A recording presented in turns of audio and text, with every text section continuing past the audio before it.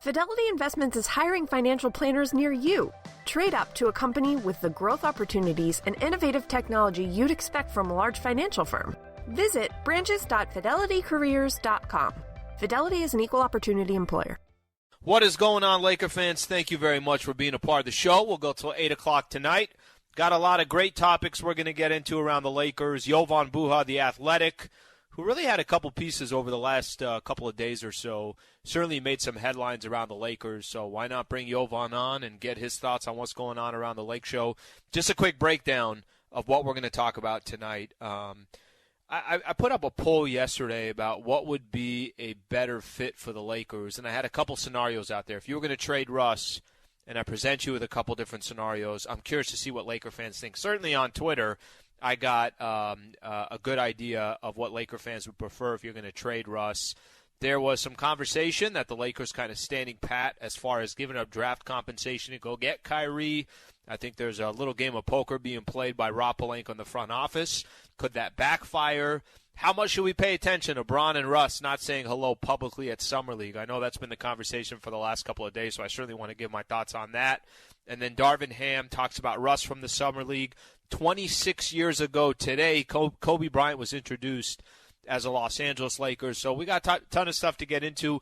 Let me start off with I think the one that continues to dominate the headlines. I guess it's quieting down a bit here. The news of, will the Lakers make a trade? Will Russ still be on the roster? What are their options if they do? Let's say the Kyrie thing doesn't go down.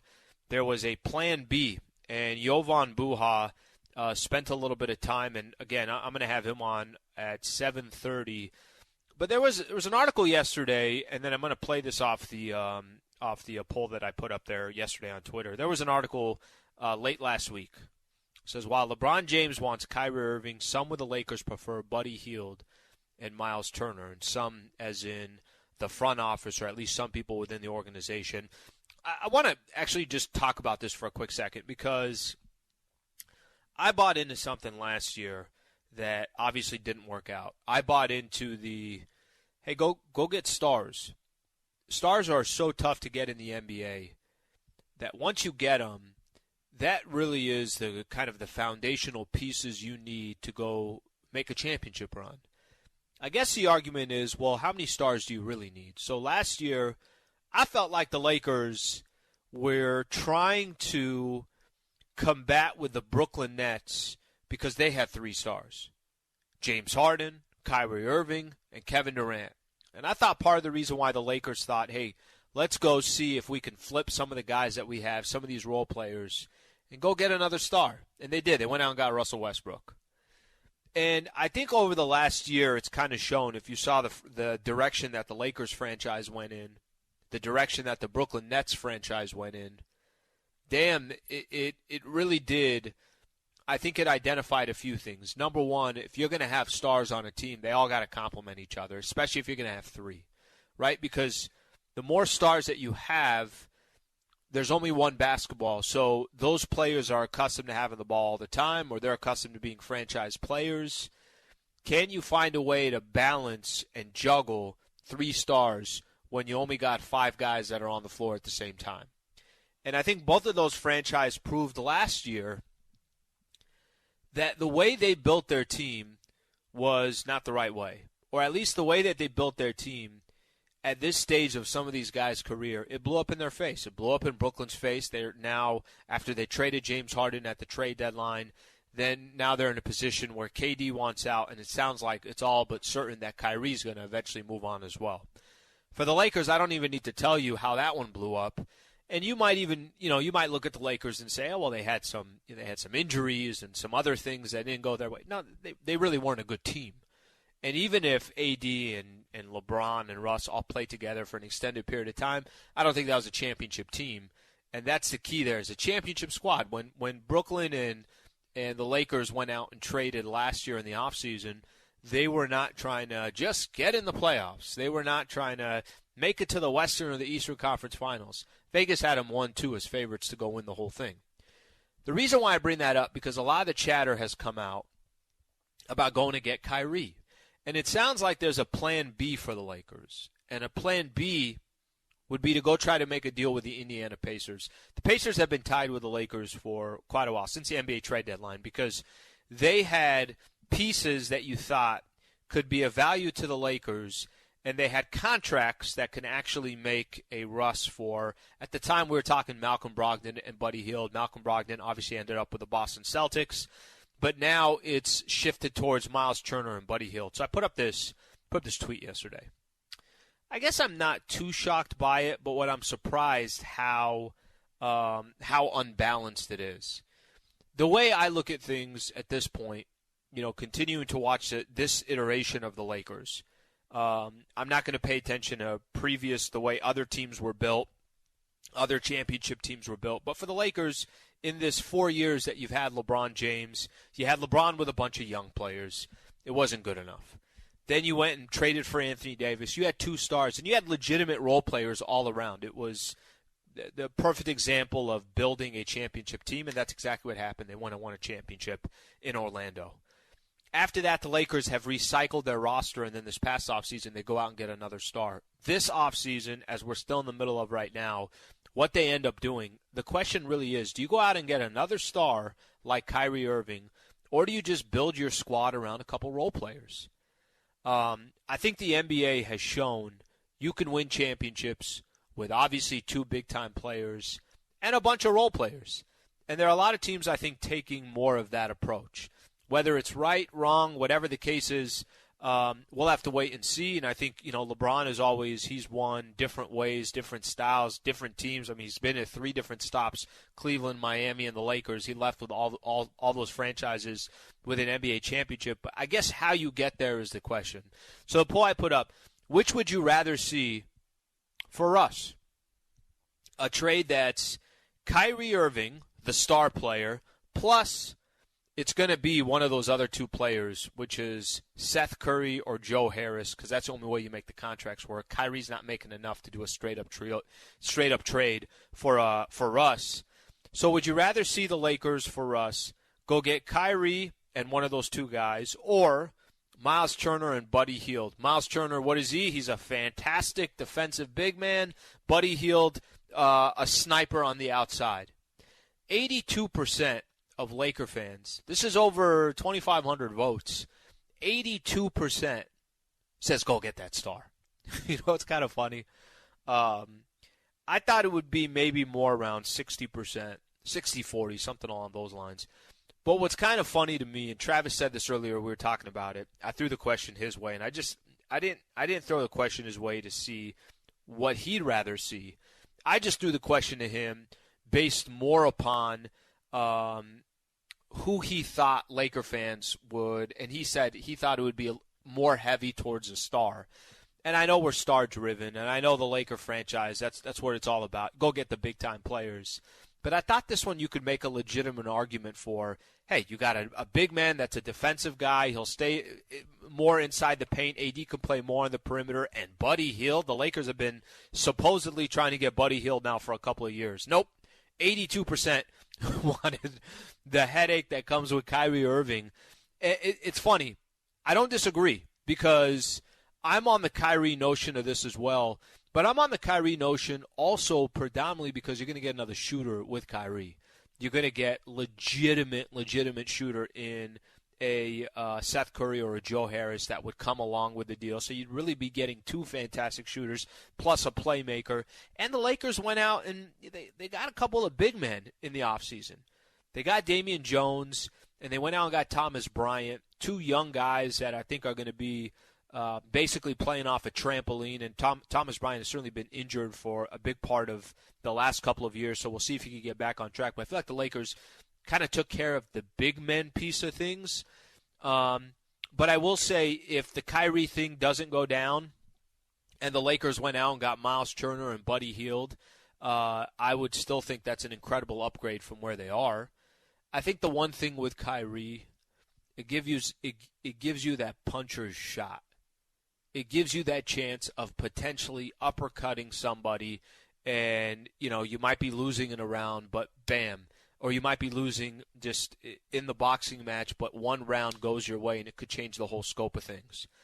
There'd be a lot of things that have to go right with Kyrie. I would personally still roll the dice with Kyrie if that option is there. However, like I said, a little bit more lopsided than I thought it would be.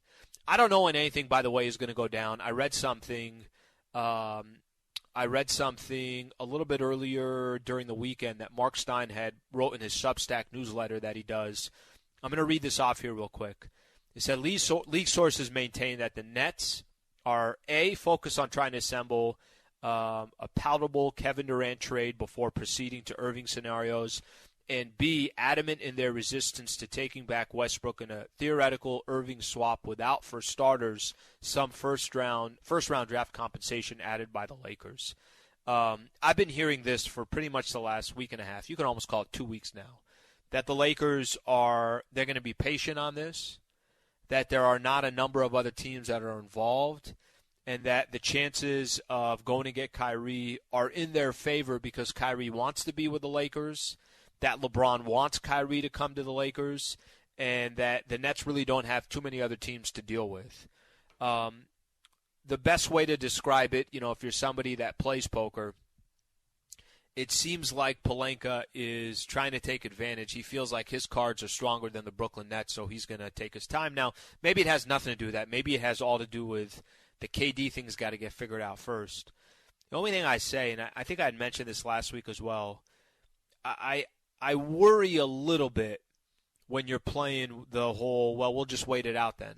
Because maybe today there aren't any suitors for Kyrie, but I don't know if that could change tomorrow. I don't know how that could change things down the road. Maybe KD gets traded, and once he gets traded, other teams panic a little bit and think they need to get in the Kyrie sweepstakes. So until we get some more information, I mean, if you're telling me that the Lakers, they come back next season with Russ, or they trade Russ, and they get Kyrie a shooter, and they have to give up, one of those picks that they have, 2027 or 2029, it sounds like you take your chances in that type of predicament all day long. We'll see how things shake out. But the people have spoken. They do not want Buddy Hield and Miles Turner. They would much rather have Kyrie and one of those shooters in Brooklyn. We'll see how things eventually play out. All right, this has kind of dominated the headlines, at least today. How much attention should we pay to this LeBron and Russ not interacting at Summer League? I want to give my thoughts on that because I'm not one, as you guys know me, I'm not one to try to create drama out of nothing. I prefer just being a straight shooter. The reality is, I look at this situation, this predicament, I don't know how you not make this a big deal. I'll tell you what I'm talking about coming up next. If you want to be a part of Lakers Talk, 877-710-ESPN, 877-710-ESPN. Stay right here. This is Lakers Talk on 710 ESPN. Your next drink is brought to you by Crystal Geyser Alpine Spring Water. Nobody does spring water quite like Crystal Geyser. That's because it's only bottled directly at natural spring sources.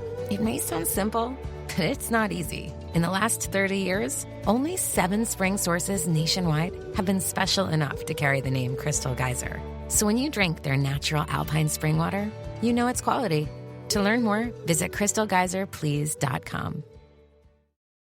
I appreciate you guys being a part of the show. Hopefully everybody enjoying their Monday evening on this fantastic, middle of July already, here in the summer.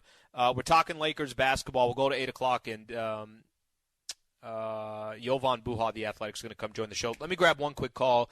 We had the topic a little bit earlier about Kyrie to the Lakers or the Miles Turner and Buddy Hield.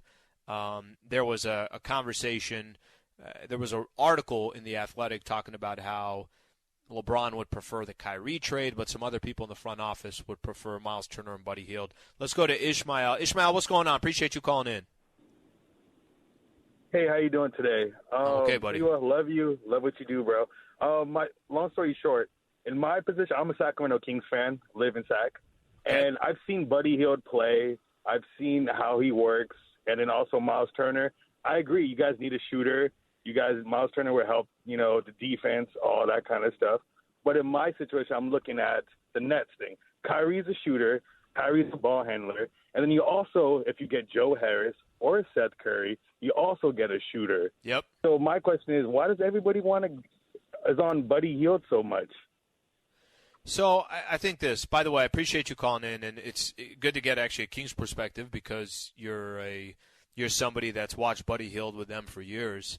I think it comes down more to this. I think Buddy Hield has been a conversation for a number of years because, remember, Russ being traded to the Lakers last year, it almost was Kuzma going to Sacramento and Buddy Hield coming to Lakers. It was a different deal that almost got done, and that's been the attachment with Buddy Hield. On top of that, the Lakers have been so bad from the three-point line, and they really haven't had some type of a sharpshooter. I think there's been that attachment as well, that you thought Buddy Hield was potentially going to be a Laker. You're not wrong on you can get two straight-up shooters. I did a show, I think it was right before 4th of July, or maybe it was the day after the 4th of July weekend, whatever it was, with Brian Kamenetsky. And Brian kept saying, he's like, you're not getting one shooter, you're getting two. Kyrie Irving is a legit shooter in the league. He's somebody that shoots from a high percentage. He's not just a three-point shooter. We obviously know he's got a mid-range, can get to the basket, finish with his left, finish with his right. I do think that's what most people gamble on that side of it. I think really ultimately what it comes down to more than anything else is the fact that he's Kyrie Irving, and that Kyrie has shown over the last few years. Why are teams excited to get rid of Kyrie? Why? How does that happen? How can you be that talented and teams are fine to say, okay, Kyrie's gone, sounds good. Kyrie left Cleveland, and Cleveland has had great success here, specifically last year. Kyrie left Boston, Celtics got to the NBA Finals. I'm not trying to tell you that where he leaves, those teams are more successful because he's gone, but it's also not a coincidence that you lose a all-star caliber player and your team doesn't miss you. It doesn't happen often. You're supposed to be missing the guy that left. You're supposed to rebuild if that player is that impactful of a guy, and Kyrie hasn't been the case. Listen, here's the best way to put it. I think Kyrie gives you an opportunity to hit a home run. A lot of these other guys give you opportunities to hit base hits. And I think, the question comes down to, what do you think the Lakers need more? And we'll see what eventually happens on that front. I do want to get into, I mentioned this this chatter these last couple of days about LeBron James and Russell Westbrook, who were both at Summer League, at least publicly. There's nothing. You never saw those two guys, and Jovan Buha, who's going to come on here in a few minutes. This is I'm gonna just read a specific quote from Jovan in the piece that he wrote. But with all the eyes in the arena and TV and social media on James and Westbrook, it was interesting, if not telling, that they never publicly interacted, especially when considering their bromance at Summer League less than 12 months ago. I mentioned this earlier today, and I'm gonna mention this again. I'm not one to try to, stir up. Oh my gosh, what does this mean? I prefer not to do. When I get a chance to get on a mic and talk Lakers basketball, I prefer that is not my style. However, I cannot sit here and tell you that I don't think it's not a big deal. Like, why wouldn't they just say hello? Why wouldn't Russ go to Bron and say, "What's up, Bron? How we doing? Everything good?" Cover his mouth a little bit, do like the other athletes do. It's the cool thing to do, and have a quick little side conversation, and then they go back their way and there's no conversation. However, they don't publicly say anything to each other. You guys see Bron when he walks into this Summer League. This isn't the first year. This is every time. It's LeBron freaking James. Everybody goes up and says, "What's up to Bron?" Everybody. I think I saw photos. He was there with Kurt Rambis, there with obviously Pelinka, obviously there with Darvin Ham. For all I know, maybe they were saying what's up to each other in the back. I don't know. I don't have that. Knowledge if that was the case. One left, I think, at halftime. Russ left at halftime. Bron left at the end of the third quarter. I'm not sure, what happens eventually with Russ. But what I can tell you, Russ has been a big-time conversation around the Lakers over the last year. A lot of it negatively. And I'm not also pinning everything on Russ. We know how basketball works. It takes a number of guys for things to work. It takes a number of guys for things not to work. Russ didn't work on the Lakers, period. And they had other issues and they had other problems, and nobody's trying to deny that or question that. However, the way I look at this, that those two are not connecting, when you got Darvin Ham going out of his way too. I mean, I don't know if you guys read some of those quotes or listened to Darvin Ham talking about Russ from Summer League, obviously when he had his press conference, but he's going out of his way to talk as if Russ is on this team. You know, one of the quotes that he finished, so I'm excited as hell to have Russell Westbrook on our team. And that was before him complimenting other things about Russ, challenging him of what he's got to do, really challenging, you know, the three stars, LeBron, Anthony Davis, and Russ. But there's so much attention on those two players. There's so much attention on a day-to-day basis on LeBron James. And the Russ piece of not working in L.A., that's a conversation that we have almost every single day in sports talk radio here in Los Angeles, and that's not counting what First Take is doing and Undisputed and all these other, you know, TV shows that are out there. And the fact that we don't see anything of those two who are in the building saying what's up to each other, I don't think that's nothing. You know, Travis, I thought, was making a good point earlier today. He was talking about how LeBron is so calculated in everything, really throughout his career. He's very calculated. LeBron doesn't just do things just to do them. LeBron knows what he's doing. He knows what he's saying. He's doing stuff in the background. He's an incredibly, incredibly intelligent man on and off the basketball floor. Not just, where he's just a basketball player and that's it. No, the guy is calculated. He understands that he can do things that either stir the pot, he can do things because he's trying to get something done, whatever the case is. I think it was interesting that those two had publicly had zero type of really connection, I guess is the best way to put it.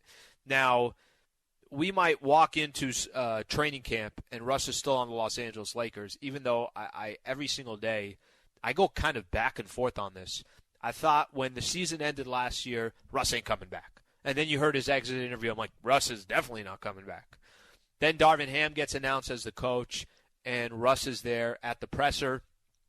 Specific questions addressed to Darvin Ham about Russ. Travis and I were doing our show in the morning. We were broadcasting live from the Lakers facility, and we got a few minutes with Darvin Ham.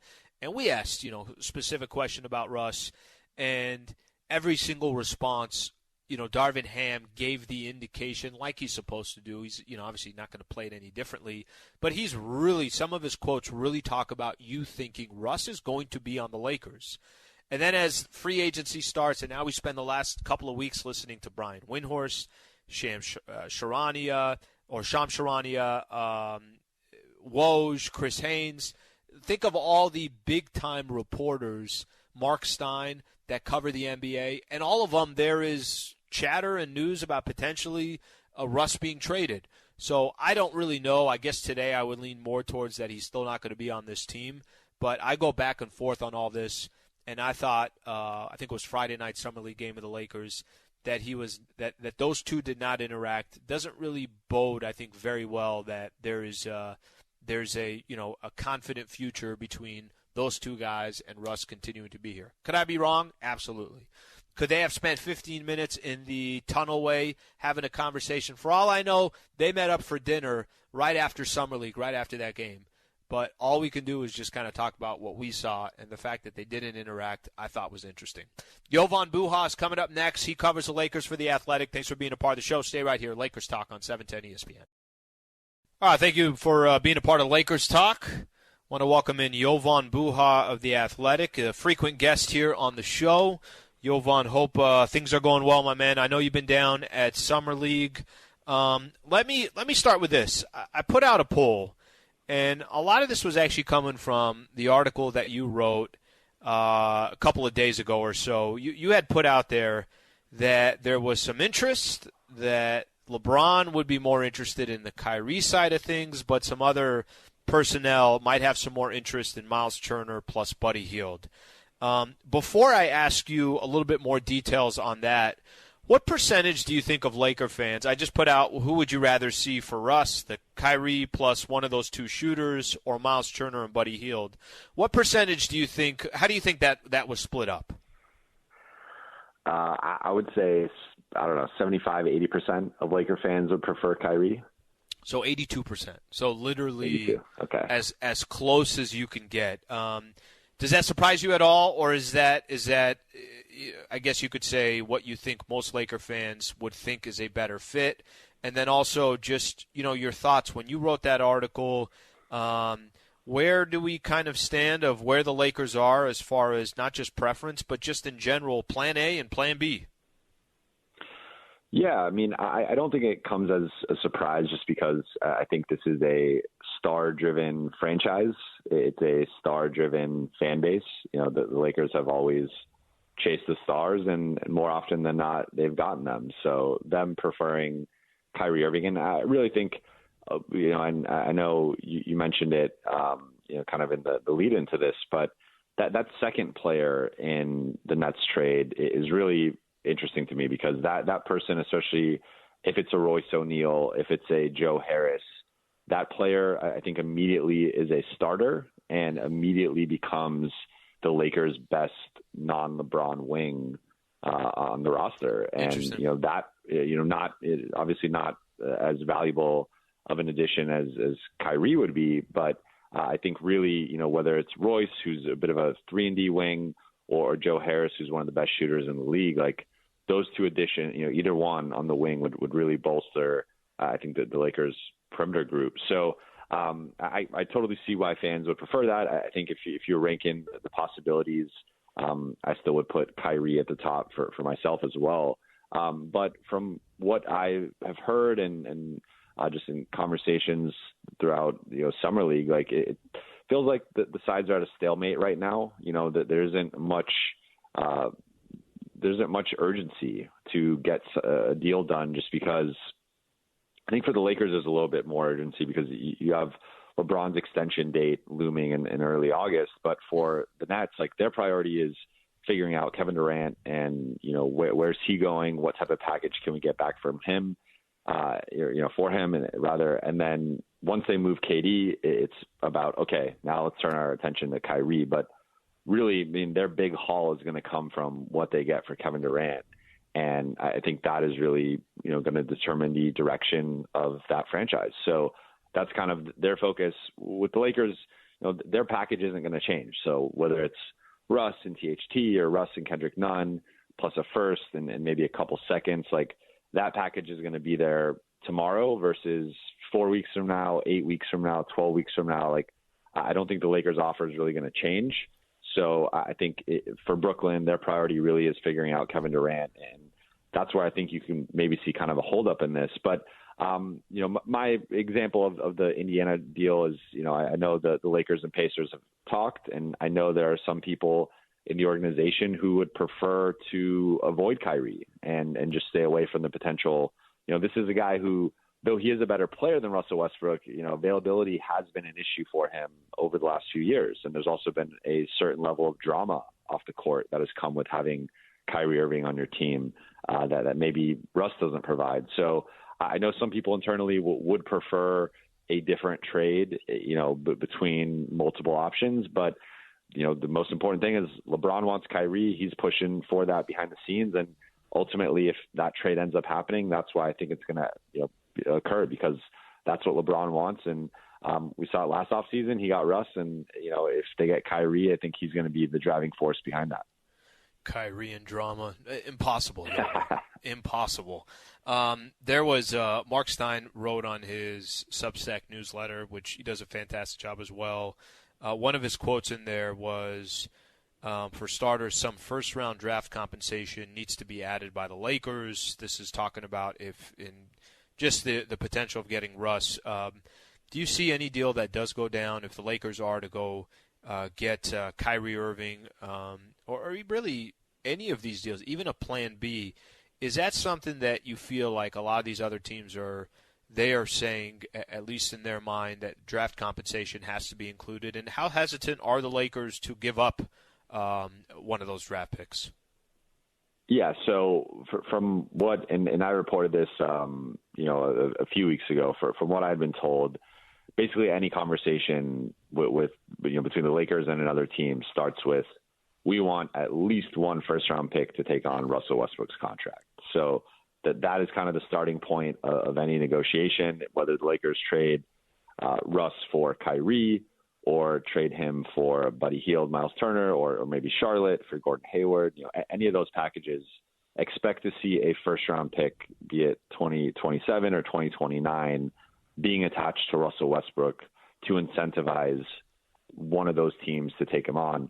Or potentially, I think a more realistic option might end up even being 2 first-round picks where, if Brooklyn, for example, doesn't want to take on Russ, maybe a third team steps in, be it San Antonio or Oklahoma City, sure, and they help facilitate a 3-team deal, but they're not just going to take on Russ for nothing, right? And Brooklyn has no incentive necessarily to help facilitate that as well. So I think in that case, maybe you see Oklahoma City gets a first-round pick, and then Brooklyn also gets a first-round pick. So I think in any Russ trade, it's going to require draft compensation. From what I've been told, the Lakers do not want to give up that second first-round pick. I think if they were willing to do 2 first-round picks, Kyrie would be a Laker right now. That I think that that's as good of an offer as Brooklyn's realistically going to get for Kyrie is 2 first-round picks, a big expiring in Russ. I think that deal would have gone down had the Lakers been willing to do that up to this point. But I think that the haggling really is on that second piece where I think the Lakers are prepared to send Russ plus another player plus a first-round pick to Brooklyn. But, Brooklyn wants a second pick, and Lakers would like to send maybe a second-round pick, 2 second-round picks, something like that. So I think that's where the haggle point is in these negotiations.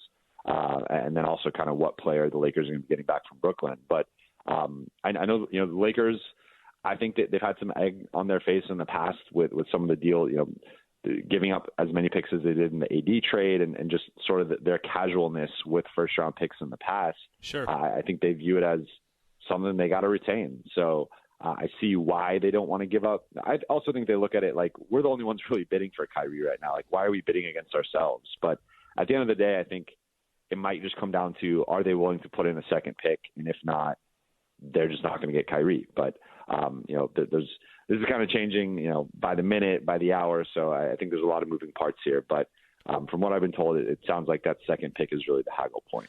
Jovan, I'm curious here, and Jovan Buha from The Athletic taking some time to join us here on Lakers Talk.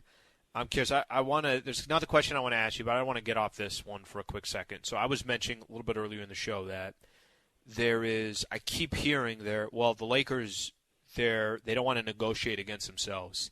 That there isn't a line of teams. There isn't 3-4 other teams lining up to come say, hey, we want Kyrie. Is there a little poker in this where, not even poker, is it risky? Because if hypothetically the offseason continues, another team's goals can change. And I'm talking about a team outside of the Lakers. Maybe another team wants to now all of a sudden jump into the Kyrie sweepstakes. Maybe a KD trade goes down, and now that the dust settles, other teams say, hey, you know what, let's go make a play at Kyrie.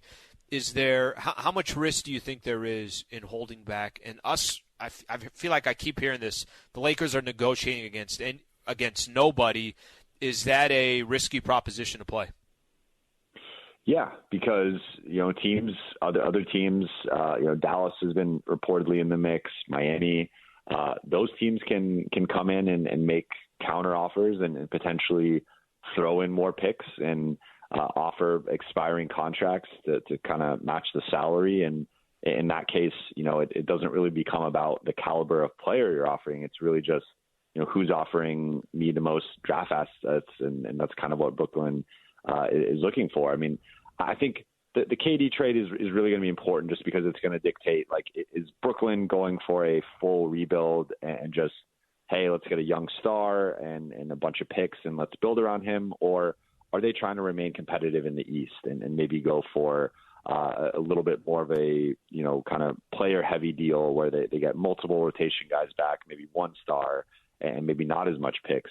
So I really think the KD trade is going to kind of dictate what type of move they're looking for with Kyrie.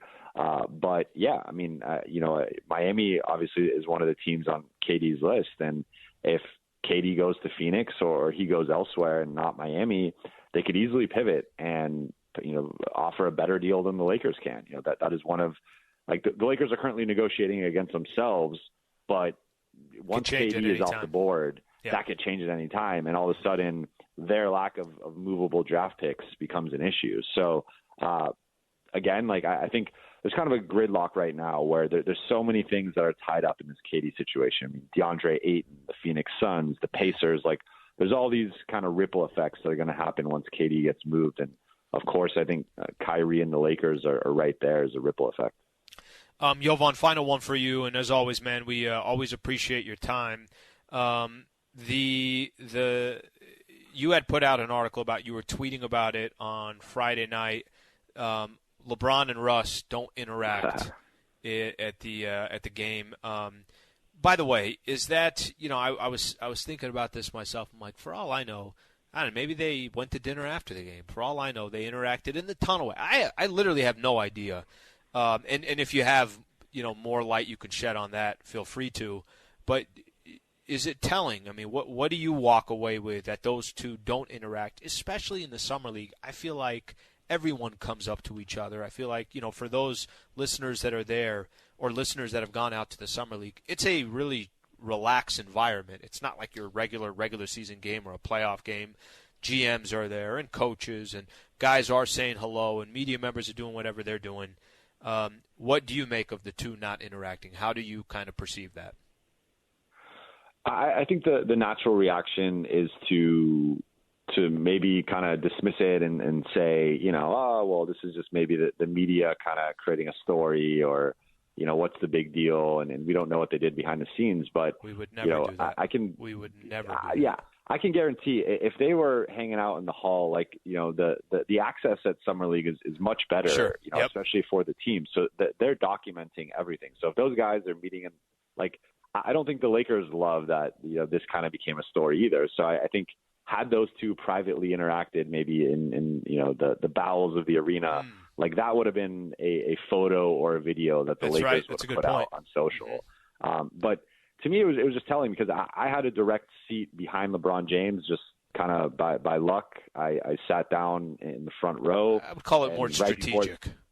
Right before tip off, LeBron comes out, and really LeBron coming to Summer League, especially since he's joined the Lakers, and we know the Lakers, Laker fans dominate Summer League, where the Lakers are the home team at Summer League, and ever since LeBron has been in LA, it has been a spectacle every single, Summer League, where that first weekend LeBron makes this grand entrance. Remember his first year joining the Lakers, he comes in those $500 Lakers shorts, the bright gold ones.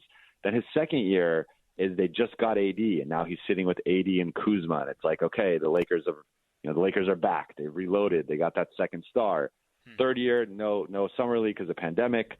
Fourth year, which was last year, he comes with Russ, and he sits with Russ courtside, and they're buddy, and they're watching the game together. So to go from that, which wasn't even 12 months ago, because Summer League was in August last year, to go 11 months later, and these guys are in the same building and sitting on opposite ends of the court, and they do not interact at all.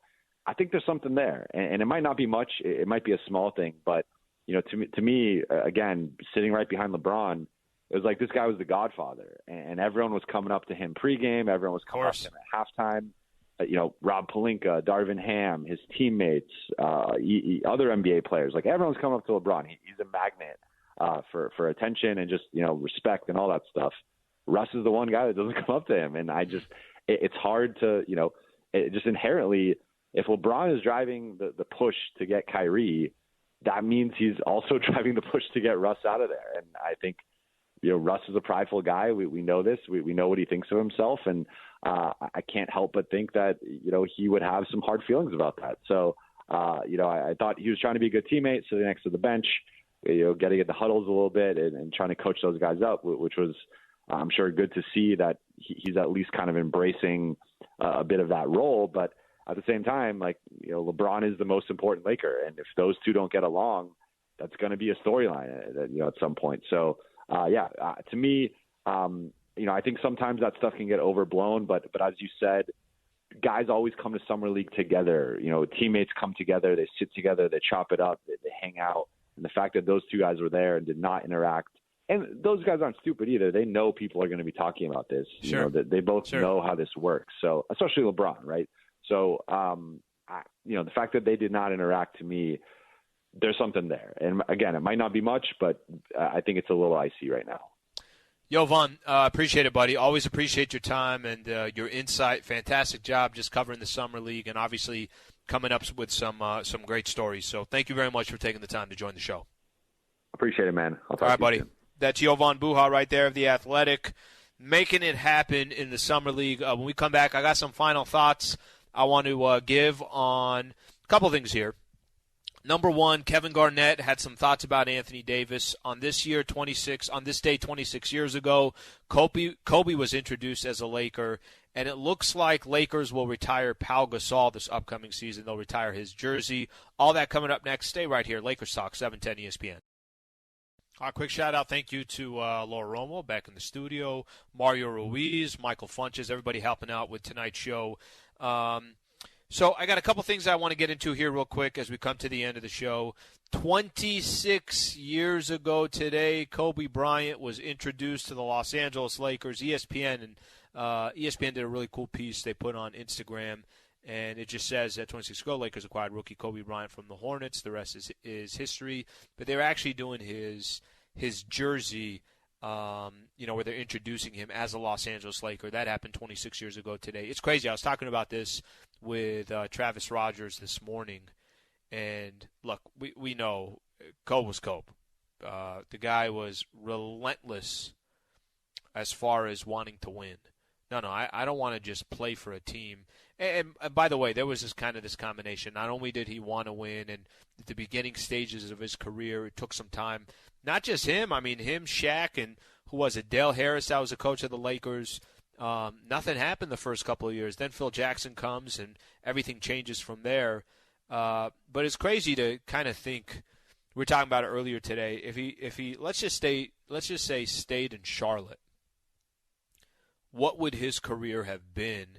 And I don't think he'd have stayed very long because Kobe was one of those players that, all right, if it ain't happening here, I'm going to request. I'm going to try to do everything I can to get traded. I mean, hell, there was a time Kobe was requesting a trade from the Lakers, and that was after 3 NBA championships. So much, I think, of individual success. Not in every scenario.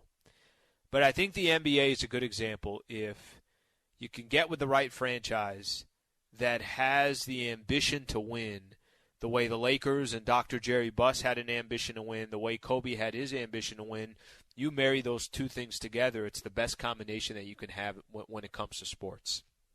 Because I know there are many franchises, I'm not telling you that they don't want to win, they don't know how to. They don't understand. Imagine if Kobe was drafted by the Sacramento Kings or Charlotte or Washington, or I know Charlotte he essentially was drafted by them, Washington or something along those lines, and he didn't get traded to the Lakers. So much of, I think, that combination of both really just not allowing anything other than success is 26 years ago today, Kobe introduced as a Laker. Pau Gasol, I always, sometimes kind of link Kobe and Pau together. So Pau Gasol's number 16 jersey could be retired during the 2022-2023 NBA season. This is kind of an interesting one. We'll kind of see what happens. There was a little bit of, hey, could this happen? Could it not happen? We'll see what eventually happens. I don't want to make too many assumptions here. But sometimes I'm not a fan of, kind of the way it usually works is you wait a certain amount of time before a team actually retires your jersey. I kind of hate that rule. I really do. I know this wasn't the case for Kobe. Kobe got his jersey retired right out the gate the next year. I get it, Kobe. That's a completely different standard, and it makes sense to do it. Sometimes I hate when you got to wait 4, 5, 6 years, something like that, when you eventually retire a player. If you know you're going to retire that player, make it happen. You don't have to disconnect that player from the game for so long, or disconnect that player from the fan base for so long, because I do feel like over time, out of sight, out of mind, it kind of loses a little bit of its power or its strength. So hopefully that ends up happening. We'll see what happens. I don't really have too much more details on it, but I did see that could be something that happens. And then the last thing I'm going to get into before we close out the show, KG calls out Anthony Davis, wants him to go for the MVP. I've said this before. I'll say it again. and I like it coming from Kevin Garnett. Every Laker fan, all they want to see is Anthony Davis be in the conversation as a top 5 player in the league again. We'll see if it happens. I got to believe it to see it. I got to believe it. I got to see it first before I believe it. We'll see what happens. Laker fans, always appreciate you guys being a part of the show. Go on the pod and grab it if you didn't get a chance to get the show. Have a great rest of your night.